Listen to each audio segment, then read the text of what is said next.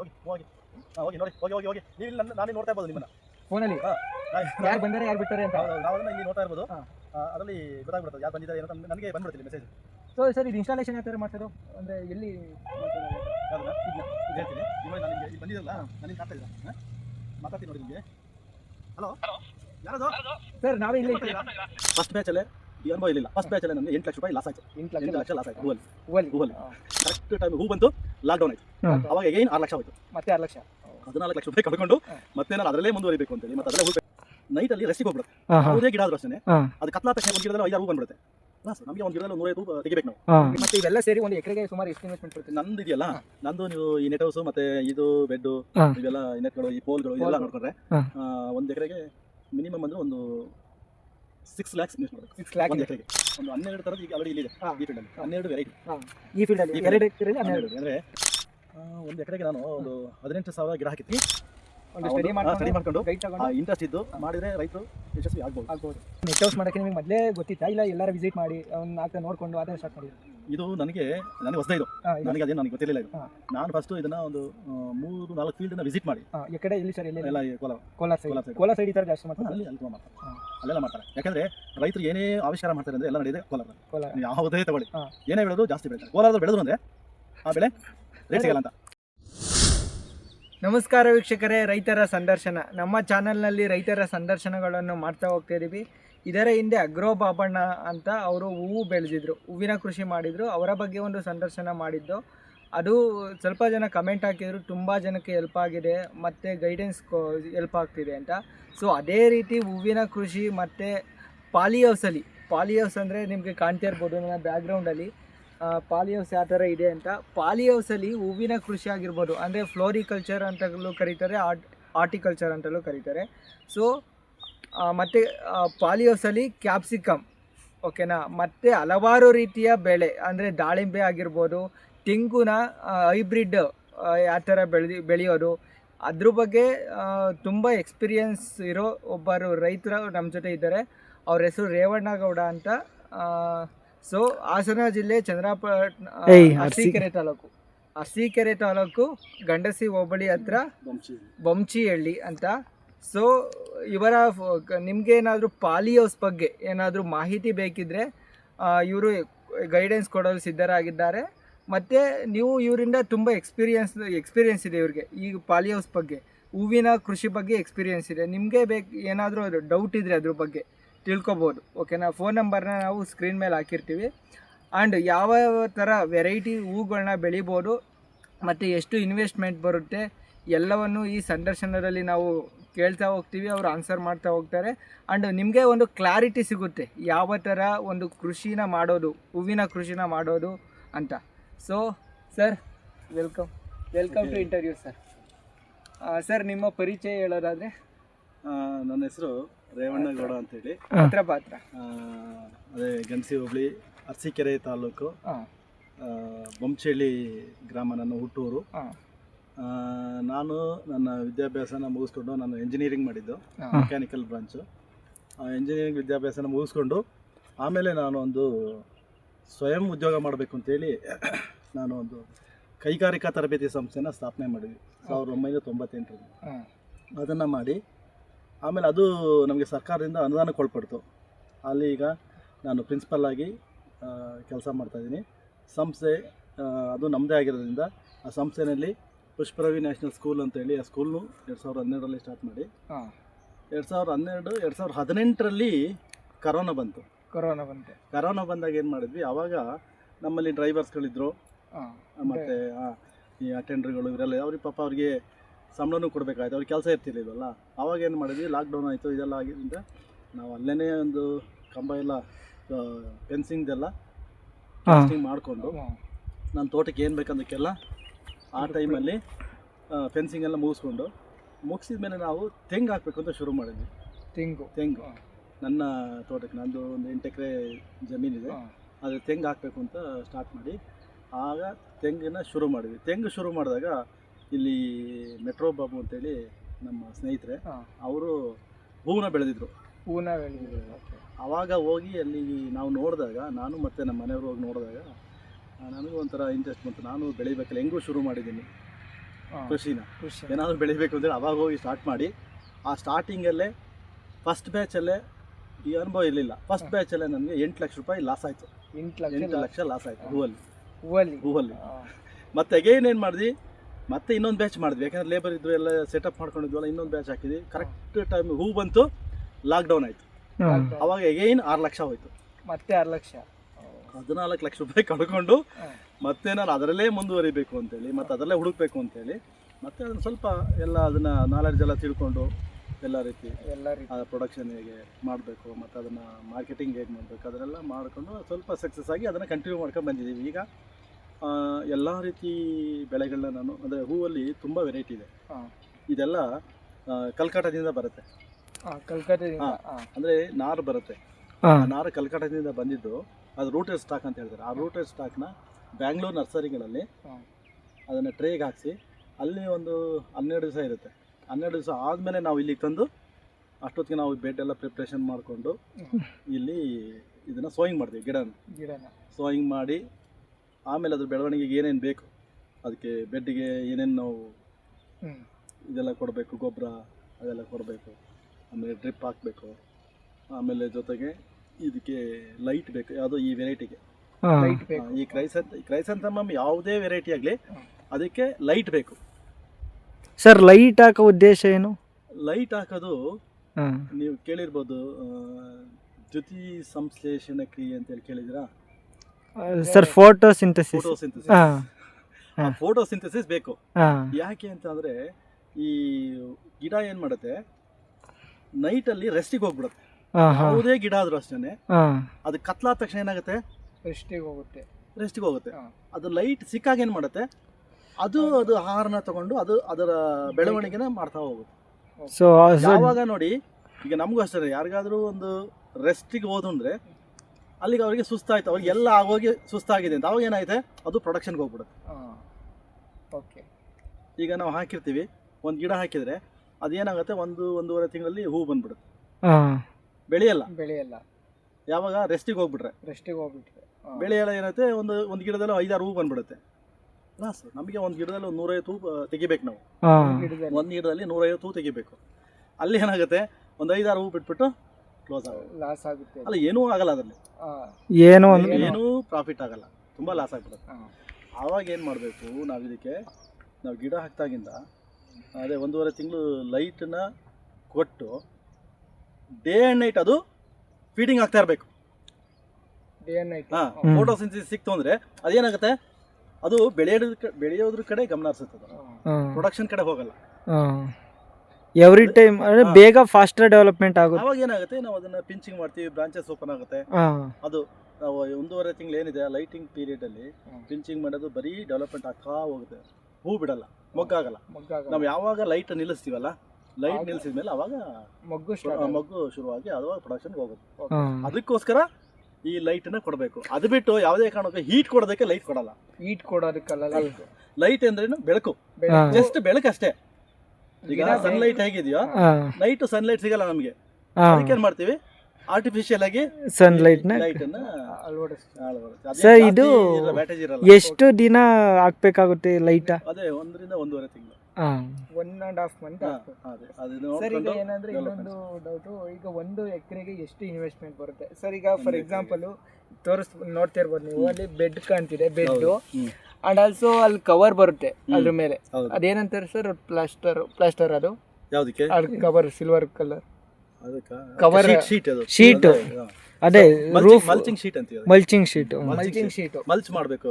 ಮತ್ತೆ ನೆಟ್ಟು ಮತ್ತೆ ಇವೆಲ್ಲ ಸೇರಿ 1 ಎಕರೆಗೆ ಸುಮಾರು ಎಷ್ಟು ಇನ್ವೆಸ್ಟ್ಮೆಂಟ್ ಬರುತ್ತೆ? ನಂದು ಇದೆಯಲ್ಲ, ನಂದು ನೀವು ಈ ನೆಟ್ ಹೌಸ್ ಮತ್ತೆ ಇದು ಬೆಡ್ ಇವೆಲ್ಲ ನೆಟ್ಗಳು, ಈ ಪೋಲ್ಗಳು, ಇದೆಲ್ಲ ನೋಡ್ಕೊಂಡ್ರೆ 1 ಎಕರೆಗೆ ಮಿನಿಮಮ್ ಅಂದ್ರೆ ಒಂದು 6 lakhs ಇನ್ವೆಸ್ಟ್ ಮಾಡಬೇಕು. 6 lakh 1 ಎಕರೆಗೆ. ಓಕೆ, ಇಲ್ಲಿ 3 ಎಕರೆ ಇದೆ, 18 lakh. ಹೌದೌದು, ಅಷ್ಟನ್ನ ನಾವು ಇನ್ವೆಸ್ಟ್ ಮಾಡಲೇಬೇಕು. ಅದೇನಾದರೂ ರೈತರದ್ದು ಗೊತ್ತಲ್ಲ ಹೇಗಾಗುತ್ತೆ ಅಂತ. ಏನೋ ರೇಟ್ ಸಿಕ್ಕರೆ ಲಾಭ ಆಗುತ್ತೆ, ರೇಟ್ ಸಿಗದೆ ಇದ್ದು ಏನಾದರೂ ಆದರೆ ರೈತರದ್ದು. ನಾವು ಯಾವತ್ತೂ ಅಷ್ಟೇ ಫಸ್ಟ್ ಬೆಳೆನ ಚೆನ್ನಾಗಿ ಬೆಳಿಬೇಕಷ್ಟೇ, ಅದು ನಾವು ನಿರೀಕ್ಷೆ ಮಾಡೋಕ್ಕಾಗಲ್ಲ. ಯಾಕೆಂದರೆ ಮನುಷ್ಯನ ಗುಣನೇ ಅಂತ ಏನು, ಅವರೇನೋ ಬೆಳೀತಾ ಇದ್ದಾರೆ ನಾನು ಬೆಳಿಬೇಕು ಅಂತ. ಅವಾಗ ಏನಾಗುತ್ತೆ, ಓವರ್ ಪ್ರೊಡಕ್ಷನ್ ಆದಾಗ ಆಟೋಮೆಟಿಕಲಿ ರೇಟ್ ಡೌನ್. ಒಂದೊಂದ್ಸರಿ ಕೇಳೋರೇ ಇಲ್ಲ, 10 ರೂಪಾಯಿ ಕೆಜಿಗೂ ಹೋಗಲ್ಲ. ಒಂದೊಂದ್ಸರಿ 250-300 ರೂಪಾಯಿ ಹೋಗುತ್ತೆ ಕೆಜಿ. ಒಂದ್ಸರಿ 10 ರೂಪಾಯಿಗೂ ಹೋಗಲ್ಲ. ಸರಿ, 30 ರೂಪಾಯಿ ಕೆಜಿಗೆ ಆಗುತ್ತೆ ಕಟಿಂಗ್ ಚಾರ್ಜ್. ಕಟಿಂಗ್ ಚಾರ್ಜ್ 30 ರೂಪಾಯಿ ಲೇಬರ್ಸ್ ಕಟಿಂಗ್ ಮಾಡ್ಬೇಕಾದ್ರೆ. ಈ ಹಬ್ಬ ಸೀಸನ್, ಮದ್ವೆ ಸೀಸನ್ ಅಲ್ಲಿ ಹೋಗುತ್ತೆ. ಅಂತ ಸೀಸನ್ಗಳಲ್ಲಿ ಪ್ಲಾನ್ ಮಾಡಿ ಅದನ್ನ ಹಾಕೊಂಡ್ರೆ ಮಾತ್ರ ಅದು ಲಾಭ ಆಗುತ್ತೆ, ಇಲ್ಲ ಅಂದ್ರೆ ಲಾಸ್ ಏನೇ. ಸೊ ಮತ್ತೆ ಸರ್, ನೀವು ಲಾಸ್ ಆಗುತ್ತೆ ಅಂತ ಹೇಳಿದ್ರಿ, ಆಮೇಲೆ ಏನಾದ್ರು ಲಾಭ ಕಂಡ್ರೆ ಇದರಲ್ಲಿ? ಮತ್ತೆ ಲಾಭ ಕಾಣಲಿಲ್ಲ ಅಂದ್ರೆ ಮತ್ತೆ ಅಲ್ಲೇ ಯಾಕೆ ಮಾಡ್ತೇವೆ. ಆಮೇಲೆ ಒಂದು ಏನಂದ್ರೆ, ನನಗೆ ಈಗ ನನ್ನ ಹತ್ರ ಒಂದು 30-40 ಜನ ಲೇಬರ್ಸು ಡೈಲಿ ಇರ್ತಾರೆ. ಅವರಿಗೆ ಒಂದು ಜೀವನ ಆಗುತ್ತೆ. ನಾನು ಇದೆಲ್ಲ ಮಾಡೋದ್ರಿಂದ ನನಗೆ ಅವ್ರದ್ದು ಒಂದು ಜೀವನ ನಡೆಯುತ್ತಲ್ಲ ಅನ್ನೋ ಒಂದು ಖುಷಿ ನನಗಿದೆ. ಅಂದ್ರೆ ಒಂದು ಸೆಲ್ಫ್ ಎಂಪ್ಲಾಯ್ಮೆಂಟ್. ಹೌದೌದು, ಯಾಕಂದ್ರೆ ನಾನು ಬೆಳೆಯೋದ್ರ ಜೊತೆಗೆ ಅವ್ರದ್ದು ಒಂದು ಲೈಫ್ ನಡೀತಾ ಹೋಗುತ್ತೆ. ಅದಕ್ಕೋಸ್ಕರ ಒಂದು ಕಂಟಿನ್ಯೂ ಮಾಡ್ಕೊಂಡಿದೀವಿ. ಈ ಜೊತೆಗೆ ಇದೆಲ್ಲ ನೋಡೋದೆಲ್ಲ ನನ್ನ ಮನೆಯವ್ರು ನೋಡ್ತಾರೆ. ನಮ್ದು ಡ್ಯೂಟಿ ಅಲ್ಲಿರುತ್ತೆ, ನಾನು ಅಲ್ಲಿರ್ಬೇಕು. ಏನಾದ್ರು ಎಮರ್ಜೆನ್ಸಿ ಇದ್ದಾಗ ಮಾತ್ರ ಏನಾದ್ರು ಬರ್ತೀನಿ, ನೋಡ್ತೀನಿ. ಇಲ್ಲ ಆಮೇಲೆ ಆಫ್ಟರ್ ಕ್ಲಾಸ್ ಅವರ್ಸು ನಾನು ಬಂದು ನೋಡ್ತೀನಿ, ಇಲ್ಲಿ ಎಲ್ಲ ನೋಡ್ತಾ ಇರ್ತೀನಿ. ನೋಡಿದೆಲ್ಲ ಅವ್ರು ಮ್ಯಾನೇಜ್ ಮಾಡ್ತಾ ಇರ್ತಾರೆ ಪ್ರತಿಯೊಂದು. ಎಲ್ಲ ಈಗ ಕೊಡೋದು, ತರೋದು, ಪೇಮೆಂಟ್ ಇರ್ಬೋದು, ಅದೆಲ್ಲ ಪೂರ್ತಿ ಎಲ್ಲ ಅವರೇ ನೋಡ್ತಾರೆ. ನಂದು ಏನಿದ್ರು ನೋಡ್ತೀನಿ, ಏನು ಡಿಸೀಸ್ ಇದೆ, ಇದಕ್ಕೆ ಏನು ಬೇಕು, ಏನು ಕೇಳ್ತಾ ಇದೆ ಗಿಡ, ಅದನ್ನ ಸೈಂಟಿಫಿಕಲಿ ನೀವು ಸ್ಟಡಿ ಮಾಡ್ತೀರಾ. ಸ್ಟಡಿ ಮಾಡಿ ಮೇಡಮ್ ಒಂದು ಮ್ಯಾನೇಜ್ಮೆಂಟ್ ಮಾಡ್ತಾರೆ, ನೋಡ್ತಾರೆ.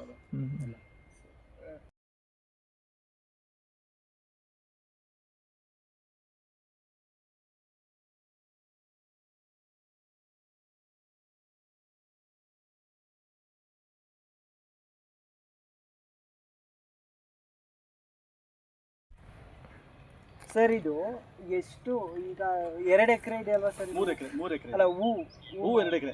2 ಎಕರೆ, 1 ಎಕರೆ ಕ್ಯಾಪ್ಸಿಕಮ್ ಇದೆ. ಸರ್ 2 ಎಕರೆಲಿ ಎಷ್ಟು ಟೈಪ್ ಆಫ್ ಫ್ಲವರ್ಸ್ ಇದಾವೆ? ಇದರಲ್ಲಿ ಒಂದು 12 ಥರದ್ದು ಈಗ ಆಲ್ರೆಡಿ ಇಲ್ಲಿದೆ ಈ ಫೀಲ್ಡ್ ಅಲ್ಲಿ. 12 ವೆರೈಟಿ ಈ ಫೀಲ್ಡ್ ಅಲ್ಲಿ. 2 ಎಕರೆಲಿ 12 ಅಂದ್ರೆ ವೆರೈಟಿ ಹೇಳಲ್ಲ ಏನೇನು ಯಾವ ವೆರೈಟಿ ಅಂತ ಹೇಳಿ. ಒಂದು ಬುಸ್ಕಿನ್ ವೈಟ್ ಅಂತ ಹೇಳಿ. ಆಮೇಲೆ ಇನ್ನೊಂದು ಬಿ ವೈಟ್ ಅಂತ ಇದೆಯಲ್ಲ, ಇದು ಬಿ ವೈಟು. ಇನ್ನೊಂದು ಸ್ಟಾರ್ ವೈಟು. ಈ 3 ವೈಟ್ ವೆರೈಟಿ. ವೈಟ್ ಬೇಸಲ್ಲಿ ಇದೆ 3. ಅದ್ರ ಜೊತೆಗೆ ಸ್ಯಾಟಿನ್ ವೈಟ್ ಅಂತ ಒಂದಿದೆ. Satin white. ಅದಾದ್ಮೇಲೆ satin pink, lemon yellow, pink, ಹಿಮಾ ಪಿಂಕ್, ಗ್ರೀನ್ ಬಟನ್. ಅದು ಪೂರ್ತಿ ಗ್ರೀನೇ, ಹೂವೇ ಗ್ರೀನ್. ಇದೇ ತರ ಇರುತ್ತೆ ಹೂವು, ಗ್ರೀನ್ ಹೂವು, ಗ್ರೀನ್ ಬಟನ್ ಅಂತ ಹೇಳ್ತಾರೆ. ಅದು ಮದುವೆ ಫಂಕ್ಷನ್ ಎಲ್ಲ ಡೆಕೋರೇಷನ್ ಹೋಗುತ್ತೆ. ಎಲ್ಲ ನಾವೇನೋ ಇದನ್ನೆಲ್ಲ ಬೆಂಗಳೂರಲ್ಲಿ ವಿಲ್ಸನ್ ಗಾರ್ಡ್ ಅಲ್ಲಿ ಮಾರ್ಕೆಟ್ ಇದೆ, ಅಲ್ಲಿಗೆ ಎಲ್ಲ ಕಳಿಸ್ಬಿಡ್ತೀವಿ ಪೂರ್ತಿ ಎಲ್ಲ. ಅಂದ್ರೆ ಸರ್ ಈಗ ಏನು ಅಂದ್ರೆ ಎಲ್ಲ ಒಂದೇ ಸತಿ ಬರುತ್ತಲ್ಲ ಪ್ರೊಡಕ್ಷನ್ ಇರುತ್ತೆ. ನಂದೆಲ್ಲ ಹೆಂಗೆ ಅಂದ್ರೆ ಒಂದು ಎಲ್ಲ ಆಲ್ಮೋಸ್ಟ್ ನಾವು ಬಂಚ್ ಕೊಡ್ತೀನಿ ಜಾಸ್ತಿ. ಎಲ್ಲ ಒಂದೊಂದು ವೆರೈಟಿದು ಒಂದು 100-200 ಬಂಚು, 12 ವೆರೈಟಿದು ತುಂಬಾ ಹೋಗುತ್ತೆ. ಅವಾಗ ಒಂದು ಗಾಡಿ ಕಳ್ಸ್ಬಿಡ್ಬೋದು. ಯಾಕಂದ್ರೆ ಇದನ್ನೆಲ್ಲ ಲಾರ್ಜ್ ಸ್ಕೇಲಲ್ಲಿ ಮಾಡಿದ್ರೆ ಸ್ವಲ್ಪ ಬೆನಿಫಿಟ್ ಆಗೋದು. ಯಾಕಂದ್ರೆ ಇಷ್ಟೆಲ್ಲ ಇನ್ವೆಸ್ಟ್ ಮಾಡಿ ನಾವು ಮಾರ್ಕೆಟಿಂಗ್ ನೋಡ್ಬೇಕಲ್ಲ. ಅವು ಲಾರ್ಜ್ ಸ್ಕೇಲಲ್ಲಿ ಮಾಡಿದ್ರೆ ಮಾತ್ರ ಅದು ವರ್ಕೌಟ್ ಆಗುತ್ತೆ. ಈಗ ಸಣ್ಣ ಫಾರ್ಮರ್ಸ್ಗೆ ಏನಾಗುತ್ತೆ, ಸ್ವಲ್ಪ ಸಮಸ್ಯೆನೆ. ಯಾಕೆಂದ್ರೆ ಇಲ್ಲಿ ಹತ್ರದಲ್ಲಿದ್ರೆ ಮಾರ್ಕೊಂಡ್ ಬರ್ಬೋದು, ಬೆಂಗಳೂರಿಗೆ ತಗೊಂಡೋಗ್ಬೇಕು. ಬೆಂಗಳೂರಿಗೆ ತಗೊಂಡೋಗೋದಕ್ಕೆ ಟ್ರಾನ್ಸ್ಪೋರ್ಟ್ ಚಾರ್ಜ್ ಜಾಸ್ತಿ ಆಗುತ್ತೆ. ಹಾಗಾಗಿ ಸ್ವಲ್ಪ ಮಾಸ್ ಪ್ರೊಡಕ್ಷನ್ ಮಾಡ್ಕೊಂಡಾಗ ಎಲ್ಲ ವೆರೈಟಿ ಇರೋದ್ರಿಂದ ನನಗೆ ಅನುಕೂಲ ಆಗಿದೆ. ಯಾಕೆಂದ್ರೆ ನಾವು ಆ ಲೆವೆಲಿಗೆ ಬರೋದಕ್ಕೆ ತುಂಬಾ ಕಷ್ಟಪಟ್ಟಿದ್ದೀನಿ. ಯಾವುದು ಈ ಹೂವಲ್ಲಿ ಸಕ್ಸಸ್ ಆಗೋದಕ್ಕೆ ಫಸ್ಟ್ ಹೇಳಿರೋ 14 ಲಕ್ಷ ಲಾಸ್, 14 ಲಕ್ಷ ರೂಪಾಯಿ ಲಾಸು. ಬೇರೆ ಯಾರೇ ಆಗಿದ್ರು ಕೂಡ ಬೇಡ, ಹೂ ಸವಾಸನೆ ಬೇಡ ಅಂತ ಬಿಟ್ಬಿಡೋರು, ಅಷ್ಟು ಲಾಸ್ ಮಾಡ್ಕೊಂಡಿದ್ದೀನಿ. ಅಂದ್ರೆ ಸರ್ ಅದು ಈಗ 14 ಲಕ್ಷ ಲಾಸ್ ಆಗೋಕ್ಕೆ ಒಂದು ಸೈಂಟಿಫಿಕ್ ರೀಸನ್ ಇದೆಲ್ಲ ಬಂದಿದ್ದು. ಹೌದೌದು, ಯಾಕಂದ್ರೆ ಫಸ್ಟ್ ಅದ್ರ ಬಗ್ಗೆ ನಾಲೆಡ್ಜ್ ಇಲ್ಲ. ಈಗ ಅವ್ರು ಯಾರೋ ಈಗ ಬೇರೆಯವ್ರು ಹಾಕಿದ್ರು, ಅದು ನೋಡಿ ನಾನು ಬೆಳಿಬೇಕು ಅಂತ ಬಂದೆ. ಆದ್ರೆ ಏನು ಸ್ಟಡಿ ಮಾಡ್ಲಿಲ್ಲ, ಯಾರೋ ಬೇರೆಯವ್ರು ಕೇಳೋದು. ಯಾಕಂದ್ರೆ ನಾವು ಆಕ್ಚುಲಿ ಈಗ ಒಂದು ಟೊಮೆಟೊ ಕೂಡ ಬೆಳೆದಿರ್ಲಿಲ್ಲ ನಾನು, ಏನೂ ಎಕ್ಸ್ಪೀರಿಯನ್ಸ್ ಇರಲಿಲ್ಲ. ಹಾಗಾಗಿ ಬಂದು ಅದು ಮಾಡಿದಾಗ ಅದು ಆಕ್ಚುಲಿ ಬೆಳೆನಲ್ಲಿ ಫೇಲ್ ಆಯ್ತು. ಯಾವುದು 8 ಲಕ್ಷ ಹೋಗಿದ್ದು, 6 ಲಕ್ಷ ಹೋದಾಗ ಬೆಳೆ ಚೆನ್ನಾಗಿ ಬಂತು. ಮಾರ್ಕೆಟಿಂಗ್ ಲಾಕ್ಡೌನ್ ಆಯ್ತು. ಲಾಕ್ಡೌನ್ ಅದು ಕೇಳೋರೇ ಇಲ್ಲ, ಎಲ್ಲಿ ಮಾಡ್ತೀರ ಅದನ್ನ, ಹಂಗೆ ಬಿಟ್ಬಿಟ್ಟು ಪೂರ್ತಿ. ನೋಡಿ ವೀಕ್ಷಕರೇ, ಈಗ ಯಾರೋ ಒಬ್ರು ಏನೋ ಬೆಳೆದ್ರು ಅನ್ನೋದಕ್ಕೆ ಡೈರೆಕ್ಟ್ ತಂದು ಅವ್ರು ನೋಡಿ ನಾನು ಬೆಳಿತೀನಿ ಅನ್ನೋಂಗಿಲ್ಲ. ಫಸ್ಟ್ ಬಂದು ಒಂದು ಸ್ವಲ್ಪ ಅದ್ರ ಬಗ್ಗೆ ಸ್ಟಡಿ ಮಾಡಬೇಕು.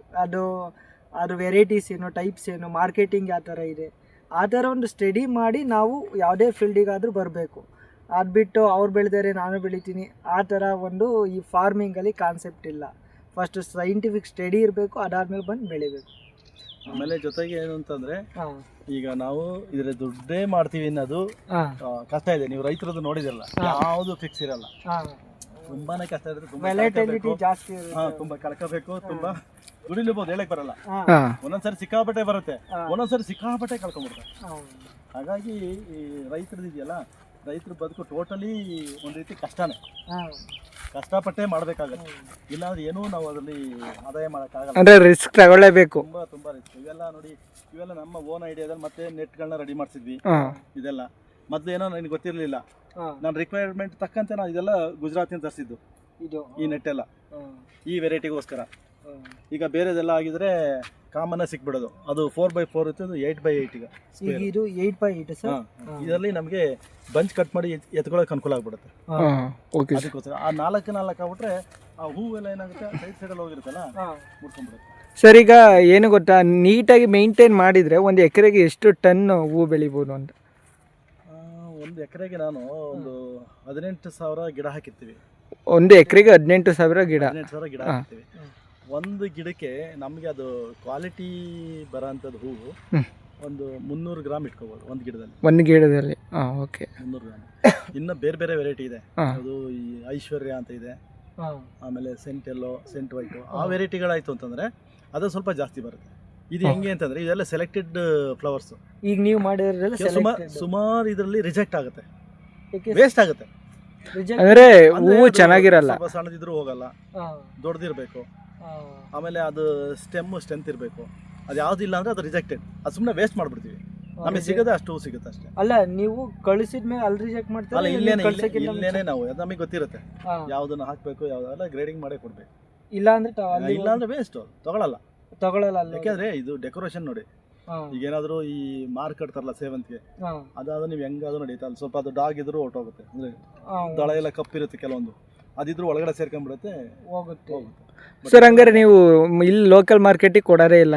ಲೋಕಲ್ ಅಲ್ಲಿ ಹೋಗಲ್ಲ, ಇದು ಹೋಗೋದೇ ಇಲ್ವಾ ಲೋಕಲ್? ಡೆಕೋರೇಷನ್ ಹೋಗೋದು ಅದೇ ಬೆಂಗಳೂರು, ಡೈರೆಕ್ಟ್ ಬೆಂಗಳೂರು ಹೋಗೋದು.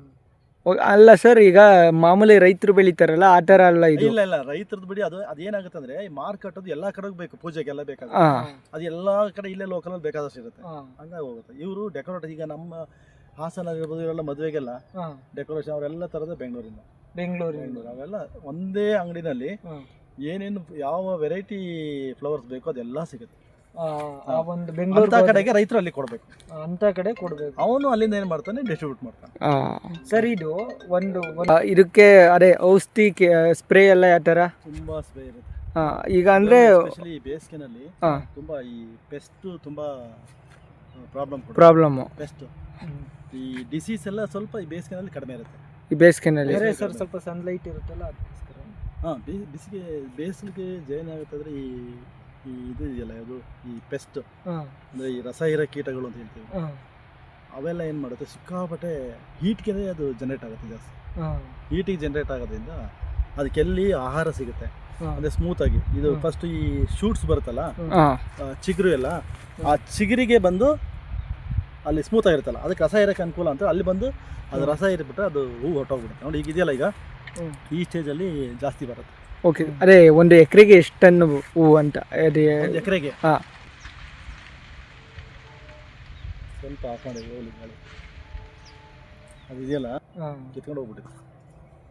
ಇದು ಫುಲ್ ಸ್ವಲ್ಪ ಈಗೆಲ್ಲ ಸ್ವಲ್ಪ ಪ್ಲಾನ್ ಮಾಡಿದ್ದೀವಿ, ಸ್ವಲ್ಪ ಬಂದ್ರೂ ಸ್ವಲ್ಪ ಅವಾಯ್ಡ್ ಆಗಬೇಕು ಆ ಥರ. ಸರಿ, ನಿಮಿಷ. ಓಕೆ, 18,000 ಇಂಟು 0.3 ಎಷ್ಟಾಯಿತು? ಇದು 5 ಟನ್ ಅಲ್ವಾ? 5 ಟನ್ 40 kg, 5.5 ಟನ್ ಬರುತ್ತೆ ಒಂದು ಎಕರೆಗೆ. ಓಕೆ, ಎಕರೆ 5.5 ಟನ್ ಅಂದರೆ 3 ಎಕರೆಗೆ? ಈ 3 ಅಲ್ಲ, 2 ಎಕರೆ ಒಂದು 12-13 ಟನ್ ಬರುತ್ತೆ ಅಂದ್ಕೊಳ್ಳಿ. ಒಂದು 2 ಎಕರೆ ಅಲ್ವಾ, ಸರ್ ಇದು ಮಾರ್ಕೆಟ್ ರೈಟು ಮಿನಿಮಮ್ ಅಂದರೆ ಎಷ್ಟಿರುತ್ತೆ ಸರ್? ನಮಗೆ ಅಟ್ಲೀಸ್ಟು 150 ರೂಪಾಯಿ ಸಿಕ್ಕರೆ ಹಾಂ, ವರ್ಕೌಟ್ ಆಗುತ್ತೆ. 150 ಸಿಗಬೇಕು.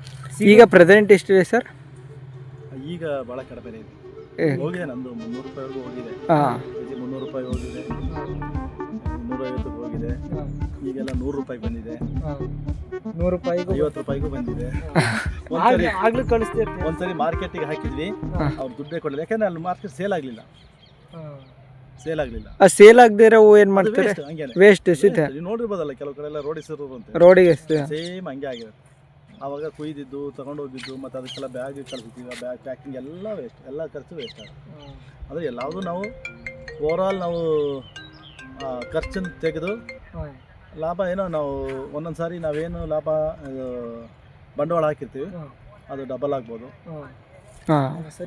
ಲಾಸ್ ಆಗ್ಬೋದು. ಒಟ್ಟಲ್ಲಿ ನನ್ನ ಒಂದು ಎಕ್ಸ್ಪೀರಿಯೆನ್ಸಲ್ಲಿ ಎರಡು ಟೈಮ್ ಬಿಟ್ಟರೆ ಯಾವಾಗ್ಲೂ ನನ್ನ ಬಂಡವಾಳ ಯಾವತ್ತೂ ಲಾಸ್ ಆಗಿರಲ್ಲ.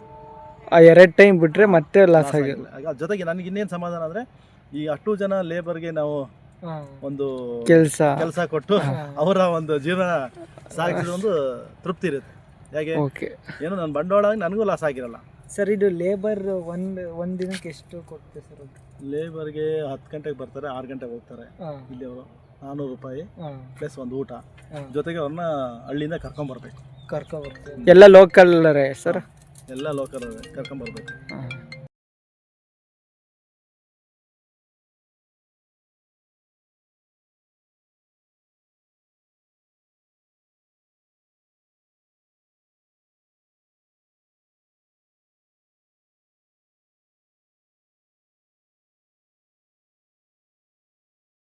ಇದಕ್ಕೆ ಲೈಟ್ ಅಲ್ಲ, ಅದಕ್ಕೆ ಲೈಟ್ ತೆಗ್ದಿದ್ದೀರಾ, ಇದಕ್ಕೆ ಲೈಟ್ ಬಿಟ್ಟಿದ್ದೀರಾ ಅಂದ್ರೆ ಇದು ಇನ್ನೂ ಗಿಡ ಉದ್ದಾಗಿ.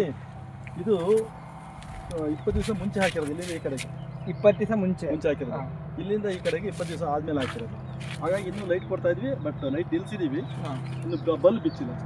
ಅಂದ್ರೆ ಇಷ್ಟು ಬಂದಾಗ ಬೆಳೆ ಲೈಟ್ ಆಫ್ ಮಾಡ್ಬೇಕು. ಆಫ್ ಮಾಡ್ಬೇಕು. ಈಗ ಲೈಟ್ ಆಫ್ ಮಾಡ್ತೀವಲ್ಲ, ಇವಾಗ ನೋಡಿ ಆ ಥರ ಬರುತ್ತೆ ಮೊಗ್ಗು ಸ್ಟಾರ್ಟ್ ಆಗುತ್ತೆ. ಮೊಗ್ಗಲ್ಲ ಇನ್ನೂ ಬೆಳೀತಾ ಇರುತ್ತೆ, ಆಮೇಲೆ ಮೊಗ್ಗು ಶುರು ಆಗುತ್ತೆ. ಇದು ಇನ್ನು ಹೂವಿದ್ದಾಗ ಸಕಲ ಕಾಣುತ್ತೆ ನೋಡಕ್ಕೆ. ಹೂವಿದ್ದಾಗ ನೀವು ಮಾಡಿ ಆಗ ವೆರೈಟಿ ಎಲ್ಲ ಗೊತ್ತಾಗುತ್ತೆ. ಯಾವ್ಯಾವ ವೆರೈಟಿ ಅವಾಗೆಲ್ಲ ಹೇಳ್ಬೋದು, ಇದು ಎಂಥ ವೆರೈಟಿ ನಿಮಗೆ ಅದು ಗೊತ್ತಾಗುತ್ತೆ. ನೋಡಿ ಇದು ಇದೆಯಲ್ಲ, ಇದೆಲ್ಲ ಇಲ್ಲಿಂದ ಈ ಕಡೆಗೆ ಲಾಸ್ಟ್ ನೋಡ್ತಾರೆ ನಿಮಗೆ, ಅದು ಕೂಡ ಇದೆಲ್ಲ ಒಂದೇ ಸರಿ ಒಂದೇ ದಿವಸ ಹಾಕಿದ್ದು ಫುಲ್ ಇಲ್ಲಿಂದ. ಇದು ಅಷ್ಟೇ, ಆದರೆ ಅದು ಗ್ರೋತ್ ಬೇರೆ ಇದೆ.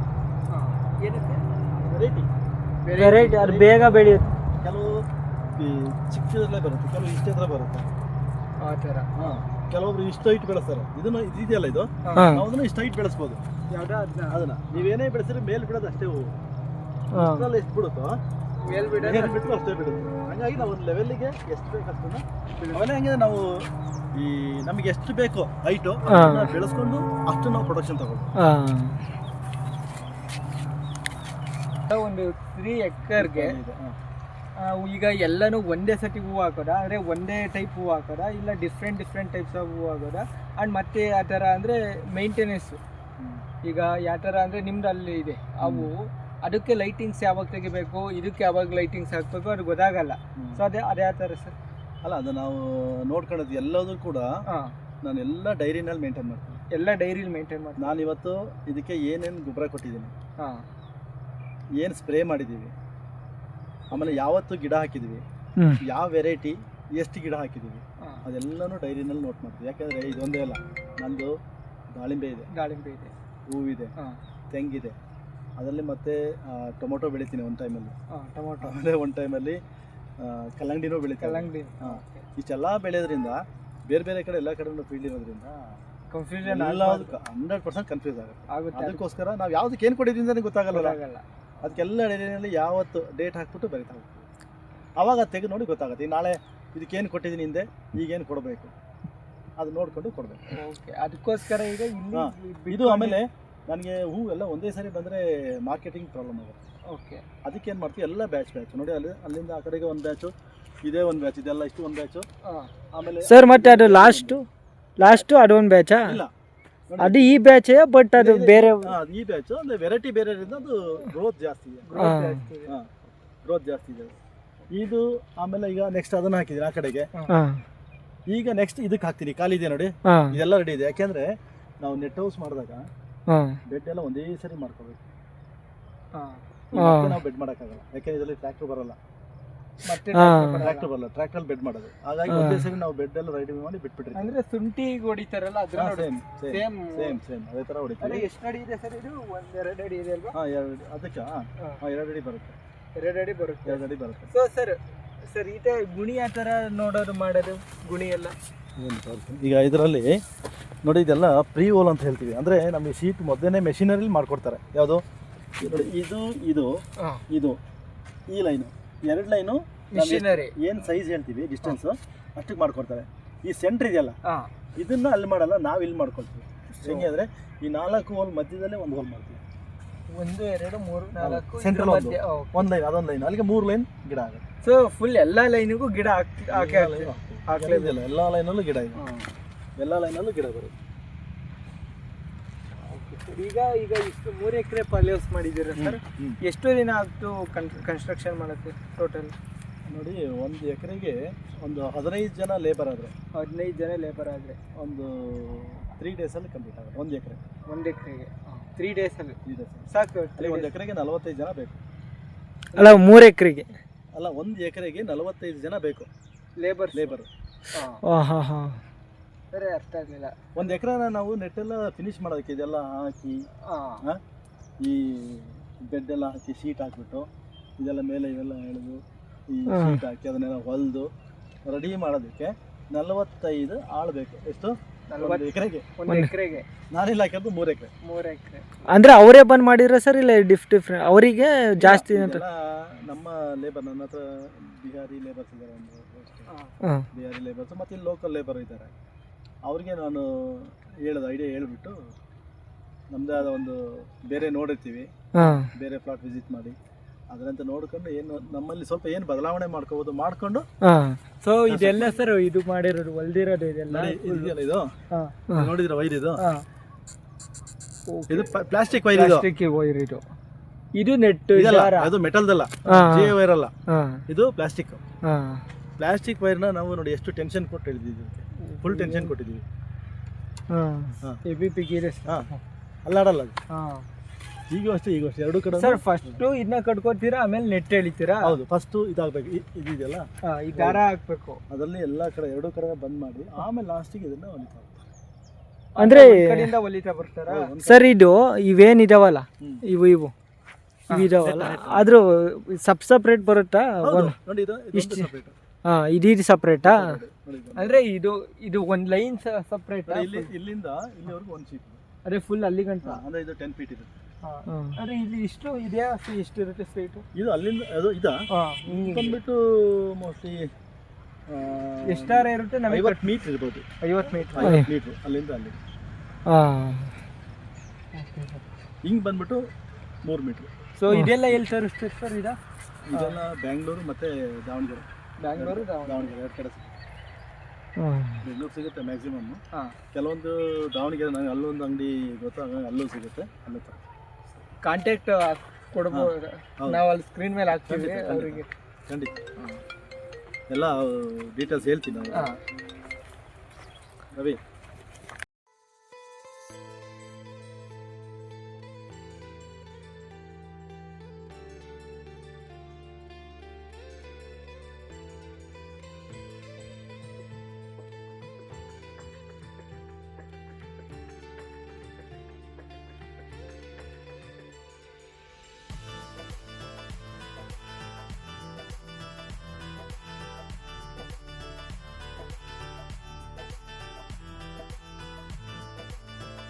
ಸೋಲಾರ್ ಕ್ಯಾಮ್ರಾ ಅಂದರೆ 360 ಡಿಗ್ರಿ ರೊಟೇಟ್ ಆಗುತ್ತೆ.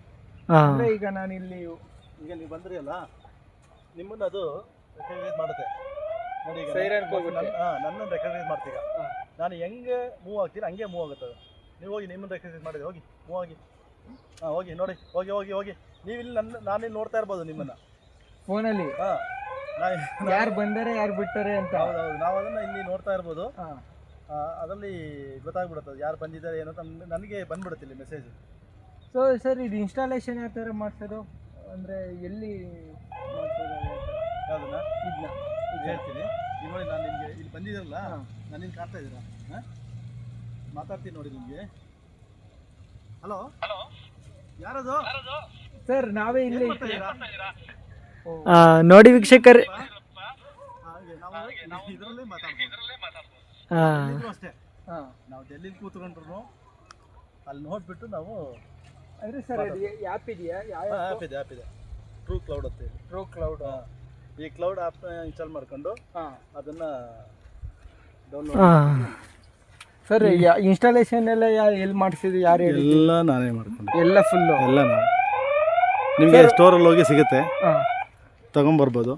ತಗೊಂಬಂದು ಪೈಪಿಗೆ ಅದನ್ನ ಫಿಟ್ ಮಾಡ್ಕೊಂಡ್ರೆ ನೋಡಿ ಪ್ಯಾನಲ್ ಮೇಲೆ ಇದೆ, ಕರೆಂಟ್ ಏನಿಲ್ಲ ಇದಕ್ಕೆ, ಮೇಲೆ ಪ್ಯಾನಲ್ ಇದೆಯಲ್ಲ, ಸೋಲಾರ್ ಪ್ಯಾನಲ್ ಅಷ್ಟಲ್ಲೇ, ಜಸ್ಟ್ ಪ್ಯಾನಲ್ CC ಕ್ಯಾಮ್ರಾ ಅಷ್ಟೇ, ಇನ್ನೇನಿಲ್ಲ ಇದಕ್ಕೆ. ಏನೂ ಇಲ್ಲ. ಒಳಗಡೆ ಬ್ಯಾಟ್ರಿ ಇರುತ್ತೆ, ಅದು ಚಾರ್ಜ್ ಆಗುತ್ತೆ, ಡಿಸ್ಚಾರ್ಜ್ ಆಗುತ್ತೆ ಅಷ್ಟೇ. ಸರಿ, ಅಂದರೆ ಇದು ಯೂನಿವರ್ಸಲ್ಲು ಒಂದೇ ಮೀನ್ಸ್ ಟ್ರೂ ಕ್ಲೌಡಲ್ಲಿ ವರ್ಕ್ ಆಗುತ್ತೆ, ಬೇರೆ ಆ್ಯಪ್ ಯಾವುದು? ಬೇರೆ ಆ್ಯಪ್ ಆಗಲ್ಲ, ಅದನ್ನ ಡೌನ್ಲೋಡ್ ಮಾಡ್ಕೊಂಡು ಅದು ಸಿಗುತ್ತಲ್ಲ ಅದನ್ನ. ಅರೆ ಎಷ್ಟಾಗುತ್ತೆ ಸರ್ ಇದು ಒಂದು ಇನ್ಸ್ಟಾಲೇಷನ್? ಈ ಥರ ಒಂದು ಕಂಬ ಇನ್ಸ್ಟಾಲೇಷನ್ ಮಾಡ್ತೀನಿ, ಒಂದು ಕ್ಯಾಮ್ರಾನ ಕಂಬ ಎಲ್ಲ ಸೇರಿ ನಿಮಗೆ ಇನ್ಸ್ಟಾಲ್ ಮಾಡ್ಕೊಳ್ಳೋಕೆ ಅದಕ್ಕೆ ಮೆಮೊರಿ ಕಾರ್ಡು, ಒಂದು ಸಿಮ್ ಬರುತ್ತೆ, ಕರೆನ್ಸಿ ಬೇಕಲ್ಲ ನಾವು ಮಾತಾಡ್ಲಿಕ್ಕೆ. ನಿಮ್ಗೆ ಇಲ್ಲಿ ನೋಡೋದು ಬೇಡ ಅಂದ್ರೆ ಮೆಮೊರಿ ಕಾರ್ಡ್ ಸಾಕಷ್ಟೇ. ನಾವು ಲೈವ್ ನೋಡಬೇಕು ಅಂದಾಗ ಸಿಮ್ಮು ಅಲ್ಲಿಗೆ ಕನೆಕ್ಟ್ ಆಗಬೇಕಲ್ಲ, ಸಿಮ್ ಹಾಕೋಬೇಕು. ಅದೆಲ್ಲ ಸೇರ್ಕೊಂಡ್ರೆ ಒಂದು 10,000 ರೂಪಾಯಿ. 10,000 ಆಗುತ್ತೆ. ಒಳ್ಳೆ ಪ್ರಾಡಕ್ಟ್ ಇದೆ. 10,000 ಲೈಫ್ ಟೈಮ್ ಅಲ್ವಾ? ಈಗ ಆಲ್ರೆಡಿ ನಾನು ತಂದು 3 ಇಯರ್ಸ್ ಆಯ್ತು. 3 ಇಯರ್ಸ್ ಆಯ್ತು. ತುಂಬಾ ಚೆನ್ನಾಗಿ ಬರ್ತಾ ಇದೆ. ನಾನು ಎಲ್ಲೇ ಅಲ್ಲಿ ಕೂತು ಅಲ್ಲೇ ನೋಡಿದ್ರೆ, ಈಗ ನೀವು ಬಂದಿದ್ದೀರ ಅಂತ ಏನು ಮಾಡ್ತೀರ ಎಲ್ಲ ನಾನು ಅಲ್ಲೇ ಹೇಳ್ಬೋದು, ಅವಾಗ ನಿಮಗೆ ಗೊತ್ತಾಗುತ್ತೆ. ಹಾಗಾಗಿ ಅದು ಈಗ ಏನಾದರೂ ಕಳ್ತನ ಮಾಡೋದು ಇದು ಯಾವುದು ಕೂಡ ನಡೆಯಲ್ಲ ಇಲ್ಲಿ, ಎಲ್ಲ ಗೊತ್ತಾಗ್ತಾ ಇರುತ್ತೆ.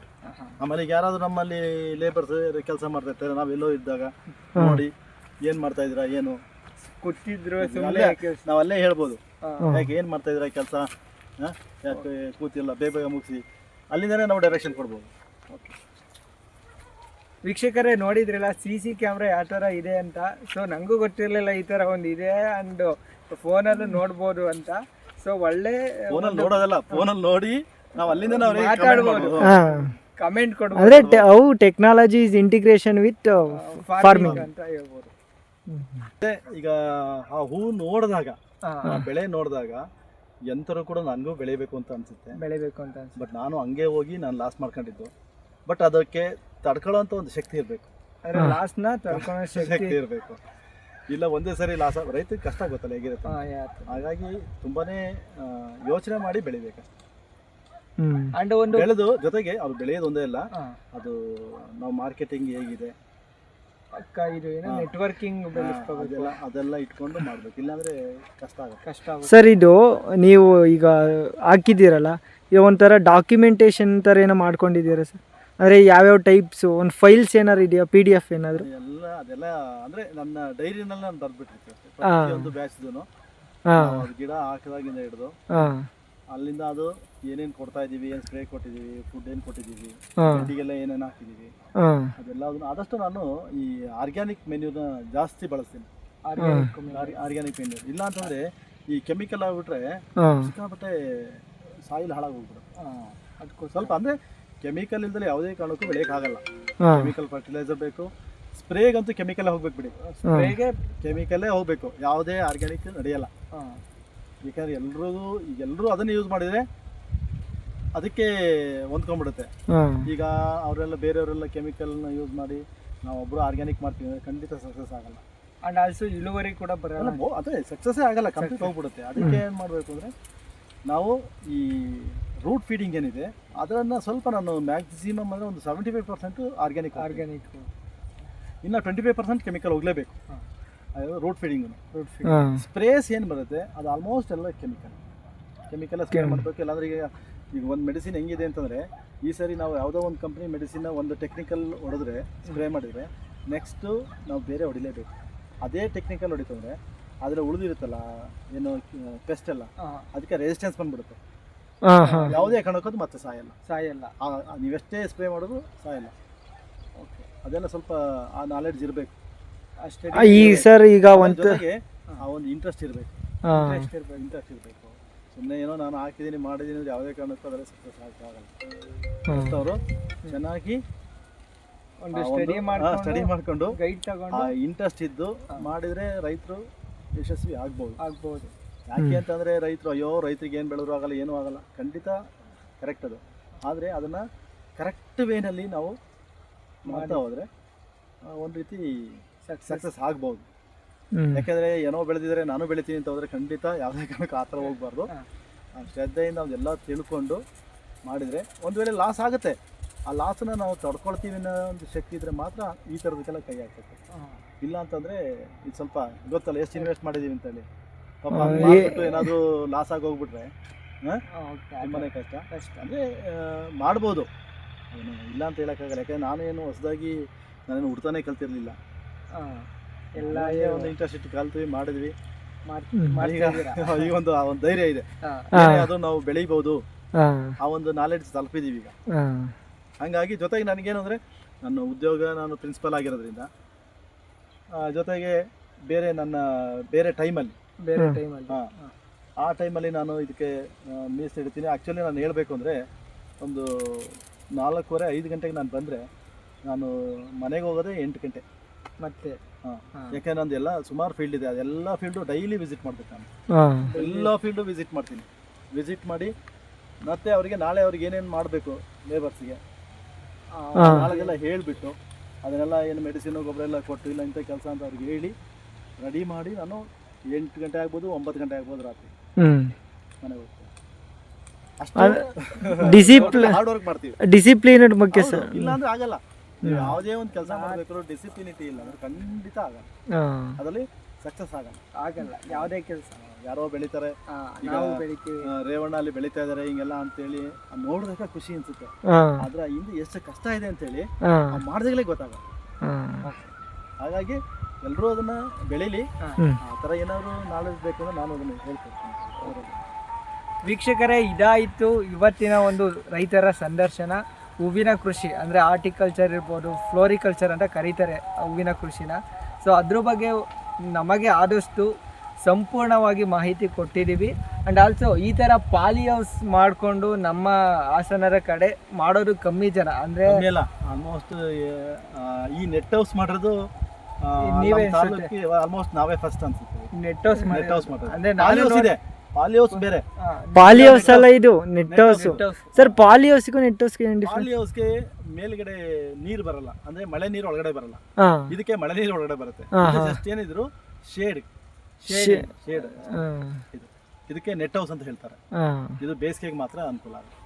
ಬೇಸಿಗೆ ಅಂದ್ರೆ ಇದನ್ನ ನಾವು ವಿಂಟರ್ ಅಲ್ಲಿ ತೆಗ್ದಾಕ್ತೀರಾ? ಇದ ತೆಗಿಬಹುದು, ಇಲ್ಲ ಬೇಕಾದ್ರೆ ಹಂಗೆ ಬಿಟ್ಟು ನಡೀತದೆ, ಏನೂ ಆಗಲ್ಲ.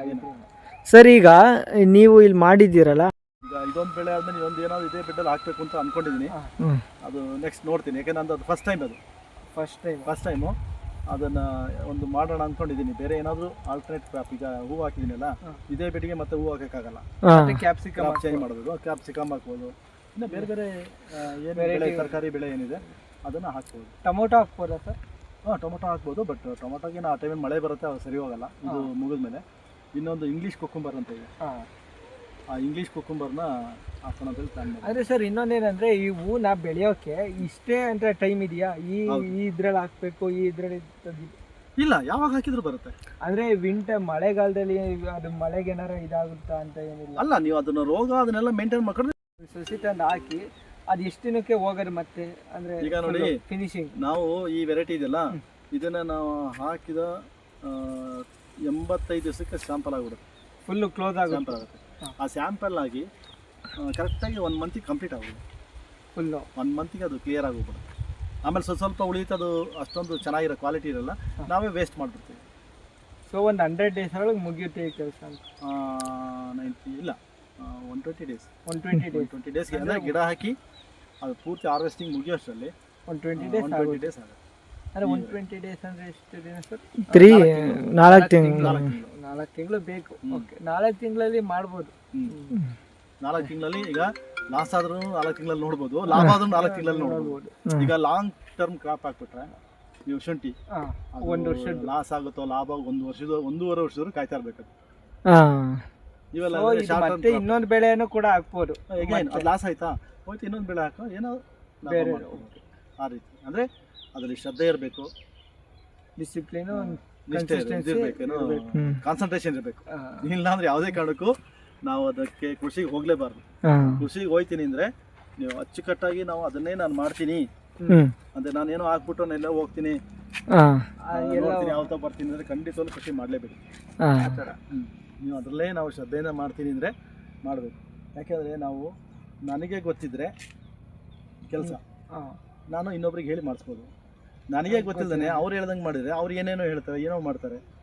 ಆ ಥರ ಅದು ಕೇಳಿದಾರ, ಆಳು ಮಾಡಿದ ಆಳು ಮಗ ಮಾಡಿದ ಮಾಡಿದ ಉತ್ತಮ ಅಂತ. ಹಂಗೆ ನನಗೆ ಗೊತ್ತಿರಬೇಕು, ನಮಗೆ ಗೊತ್ತಿದ್ರೆ ಮಾತ್ರ ಮಾಡೋಕ್ಕಾಗದು. ನೀವು ಯಾವುದೇ ಕೆಲಸ ಆದರೂ ಅಷ್ಟೇ, ಹೂ ಬೆಳೆ ಅಂತಲ್ಲ, ನೀವೇನೇ ಒಂದು ಕೆಲಸ ಮಾಡಿದ್ರು ನನಗೆ ಅದರಲ್ಲಿ ಕಂಪ್ಲೀಟ್ ನಾಲೆಡ್ಜ್ ಇದ್ದರೆ ಖಂಡಿತ ಸಕ್ಸಸ್ ಆಗುತ್ತೆ. ಅವ್ರೇನೋ ಹೇಳಿದಾರೆ, ಅವ್ರೇನೋ ಮಾಡ್ತಾ ಇದ್ದಾರೆ, ನಾನು ಮಾಡಬೇಕು, ಅವ್ರು ಹೇಳ್ದಂಗೆ ಮಾಡೋಣ ಅಂದರೆ ಖಂಡಿತ ಆಗಲ್ಲ. ಫಸ್ಟ್ ನಾನು ನಾಲೆಡ್ಜಬಲ್, ನನಗೆ ಬೇಕದು. ಆ ನಾಲೆಡ್ಜ್ ಇತ್ತು ಅಂದರೆ ನಾವು ಶುರು ಮಾಡ್ಬೋದು. ಈಗ ಈ ಥರ ನೆಟ್ ಹೌಸ್ ಮಾಡೋಕ್ಕೆ ನಿಮಗೆ ಮೊದಲೇ ಗೊತ್ತಿತ್ತಾ, ಇಲ್ಲ ಎಲ್ಲಾರ ವಿಸಿಟ್ ಮಾಡಿ ಅವ್ನ ಆಗ್ತಾ ನೋಡಿಕೊಂಡು ಆ ಥರ ಸ್ಟಾರ್ಟ್ ಮಾಡಿದ್ರು? ಇದು ನನಗೆ ಹೊಸದೇ ಇದು. ನನಗೆ ಅದೇನು ನನಗೆ ಗೊತ್ತಿರಲಿಲ್ಲ ಇದು.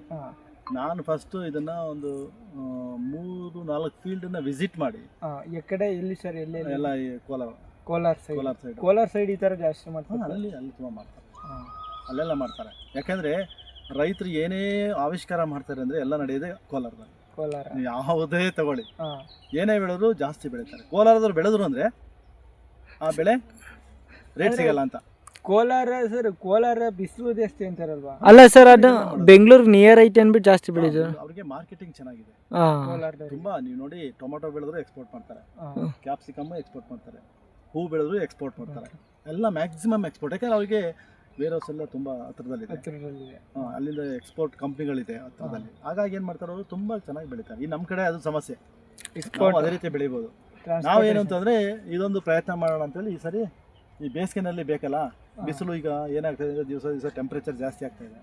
ಅದಕ್ಕೋಸ್ಕರ ನಾವು ಇದನ್ನು ಹಾಕೋಣ, ನೆಟ್ ಹೌಸ್ ಮಾಡಿ ಬೆಳೆಯೋಣ ಅಂತೇಳಿ ಇದನ್ನು ನಾನೊಂದು 3-4 ಫೀಲ್ಡನ್ನು ವಿಸಿಟ್ ಮಾಡಿ ಹೇಗೆ ಮಾಡಿದ್ದಾರೆ. ಅವರೆಲ್ಲ ಇಷ್ಟೊಂದು ಈ ಥರದ್ದು ದಡಿಯೆಲ್ಲ ಆಗ್ತಿರಲಿಲ್ಲ, ಸಿಂಪಲಾಗಿ ಹಾಕ್ಬಿಡ್ತಾರೆ ದಡಿನ.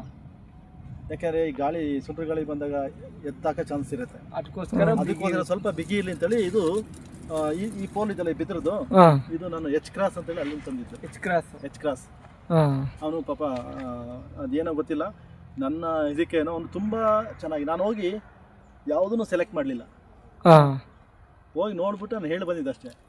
ಒಂದು ಕಡ್ಡಿನೂ ವೇಸ್ಟ್ ಇಲ್ದಂಗೆ ಹಾಕಿದ್ದ ಅವನು, ಒಳ್ಳೊಳ್ಳೆ ಕಡ್ಡಿ ಹಾಕಿದ್ದ. ಅಂದರೆ ಅದೇ ಸರ್ ಬಿಸ್ನೆಸ್ ಅಂದು ಟ್ರಸ್ಟ್. ಹೌದು, ಅವನಿಗೂ ಪಾಪ ಹೊಸಬ ಅವ್ನು, ನನಗೆ ಫಸ್ಟ್ ಟೈಮ್ ಆಗಿರೋದು. ಅವನು ಏನೋ ನಾನು ನೋಡ್ತಿದ್ದಂಗೆ ಅವನು ಯಾವುದೇ ಕಾರಣಕ್ಕೂ ನಿಮಗೆ ಆ ಥರದ್ದು ನಾನು ಮಾಡಲ್ಲ ಸರ್ ಅಂತೇಳಿ 2 ಸಾರಿ ಕೊಟ್ಟ. ಒಂದು ಸಾರಿ ಇನ್ನಲ್ಲಿ ದಾಳಿಂಬೆಗೆ ಒಂದು ಸಾರಿ ತರಿಸಿದ್ದೀನಿ, ಅದು ಅಷ್ಟೇ. ನಾನು ಹೋಗಲ್ಲ, ನೋಡಲ್ಲ. ಅವರೇ ಅವ್ರಿಗೆ ಹೇಳ್ಬಿಟ್ಟಿದ್ದೀನಿ, ನೋಡಪ್ಪ ನೀನು ಈಗ ಕೊಟ್ಟರೆ ಅದರಲ್ಲೇನೋ ಲಾಸ್ ಮಾಡಿದ್ರೆ ಅಷ್ಟೊಂದು ನನಗೆ ಲಾಸ್ ಆಗಲ್ಲ, ನೀನು ಮತ್ತೆ ಲಾಸ್ ಮಾಡ್ಕೊತೀಯ. ಹೆಂಗೆ ಅಂದರೆ ನಾನು 4-6 ಜನಕ್ಕೆ ಹೇಳ್ತೀನಿ ನಿನಗೆ, ಅವಾಗ ನಿನಗೆ ಇನ್ನು ಕಸ್ಟಮರ್ಸ್ ಜಾಸ್ತಿ ಆಗ್ತಾರೆ. ಅಷ್ಟೇ ನಾನು ಹೇಳಿದ್ದೆ ಅವನಿಗೆ, ಅಷ್ಟು ಹೇಳಿ ಬಂದಿದ್ದು ಅಷ್ಟೇ, ದುಡ್ಡು ಕೊಟ್ಟೆ, ದುಡ್ಡು ಹಾಕಿದ್ದಷ್ಟೇ. ಆರಾಮಾಗಿ ಅವನು ಒಂದು ಡ್ಯಾಮೇಜ್ ಇಲ್ಲದ ಕಡ್ಡಿ ಹಾಕಿದ್ದಾನೆ. ಸರ್ ಅವ್ರ ನಂಬರ್ ಹಾಕಿದ್ರೆ ನಾವಿಲ್ಲಿ ಹಾಕ್ಬೋದು. ಹೌದು, ಅಮರ್ನಾಥ್ ಅಂತೇಳಿ ತುಂಬಾ ಒಳ್ಳೆ ಮನುಷ್ಯ. ನಾನು ನೋಡ್ದಲ್ಲ, ತುಂಬಾ ನಾನು ಸುಮಾರು ಜನ ನೋಡಿದ್ದೀನಿ, ವ್ಯಾಪಾರ ಅಂದ್ರೆ ಮೋಸ ಅಂತಾರೆ. ಬಟ್ ಈ ಮನುಷ್ಯ ನನಗೆ ಹೆಂಗೆ ಕೊಟ್ಟಿದ್ದಾನೋ ಅಥವಾ ಎಲ್ರಿಗೂ ಹಂಗೆ ಕೊಡ್ತಾರೋ ಗೊತ್ತಿಲ್ಲ, ನನಗಂತೂ ಯಾವುದೇ 1% ಮೋಸ ಇಲ್ಲ. 1% ಮೋಸ ಇಲ್ಲ, ಆ ರೀತಿ ಕೊಟ್ಟಿದ್ದಾರೆ ನನಗೆ. ನೆಕ್ಸ್ಟ್ ಈಗ ಇನ್ನೊಂದು ಸರಿ ಏನು, ಫಸ್ಟ್ ಟೈಮ್ ದುಡ್ಡು ಕೊಟ್ಟಿದ್ವಿ, ಕ್ಯಾಶ್ ಫುಲ್ ಕೊಟ್ಟಿದ್ವಿ, ಹಾಕಿದ್ವಿ. 2ನೇ ಸರಿ ನಾನು ದುಡ್ಡೇ ಕೊಡಲಿಲ್ಲ, ಫೋನ್ ಮಾಡಿದ್ದಷ್ಟೇ, ಕಳಿಸ್ಕೊಟ್ರು. ಆಮೇಲೆ ನಾವು ಹಣ ಹಾಕಿದ್ವಿ. ಹಾಗೆ ಆ ಒಂದು ನಂಬಿಕೆ ಈಗ ಅವರಲ್ಲೂ ಇದೆ, ನನ್ನಲ್ಲೂ ಇದೆ. ನನಗೆ ಎಷ್ಟು ಈಗ ಏನೇ ಬೇಕಾದ್ರೂ ಅಷ್ಟೇ, ಒಬ್ಬನ ಒಂದ್ಸರಿ ನಂಬಿದ್ಮೇಲೆ ನಂಬಿಡ್ತೀವಿ. ಅವ್ರು ಏನಾದ್ರು ಸರಿ ಇಲ್ಲ ಅಂದರೆ ಯಾವುದೇ ಕಾರಣಕ್ಕೂ ನಂಬಲ್ಲ. ಹಾಗೆ ಯಾವ ರೀತಿ ಒಳ್ಳೆ ದಡಿ ಎಲ್ಲ ಕೊಟ್ಟರು ಬಿದ್ರದು. ಇದು ಒಂದು 3 ವರ್ಷ ಮಿನಿಮಮ್ 3 ವರ್ಷ ಬರುತ್ತೆ ಅಂತ ಹೇಳಿದ್ದಾರೆ. 3 ವರ್ಷ 4 ವರ್ಷ 3 ವರ್ಷ ಆದ್ಮೇಲೆ ಗೆದ್ಲು ಹಿಡಿಯುತ್ತೆ. ಅಲ್ಲ, ಗೆದ್ಲಲ್ಲ, ಈ ಬಿಸಿಲು ಮಳೆಗೆ ಏನಾಗುತ್ತೆ, ಮರ ಹಾಳಾಗೋಗುತ್ತೆ. ಅಲ್ಲ, ಅದು ಹಾಳಾಗೋಗುತ್ತೆ, ಅದು ಸ್ಟ್ರೆಂತ್ ಹೊಟ್ಟೋಗ್ಬಿಡುತ್ತೆ, ಮುರ್ಕೊಂಡು ಅಂದ್ರೆ ಮುರ್ಕೊ ಹೋಗೋದು ಆ ಥರ ಆಗುತ್ತೆ. ಇದಿದೆಯಲ್ಲ, ಈ ಬಿದ್ದು ಹಾಳಾಗಲ್ಲ, ಕ್ವಾಲಿಟಿ ಬಿದ್ರು. ವೀಕ್ಷಕರೇ, ಇಲ್ಲಿ ನೋಡ್ತಾ ಇದ್ದೀರಲ್ಲ, ನಿಮಗೆ ಕಾಣ್ತಾ ಇರೋದೇನು ಅಂದರೆ ಕ್ಯಾಪ್ಸಿಕಮ್ಮು. ಸೊ ನಾನು ಇದನ್ನ ಕ್ರಾಪ್ ಅಂದರೆ ಇದು ಬರುತ್ತಲ್ಲ ಫಸಲು ಬಂದಮೇಲೆ ಫಸ್ಲು ಬಂದ ಮೇಲೆ ನೀವು ವಿಡಿಯೋ ಮಾಡಿ ತೋರಿಸ್ತೀನಿ ಆ್ಯಂಡ್ ಆಲ್ಸೋ ಸಂಪೂರ್ಣ ಮಾಹಿತಿನ ಕೊಡ್ತೀನಿ.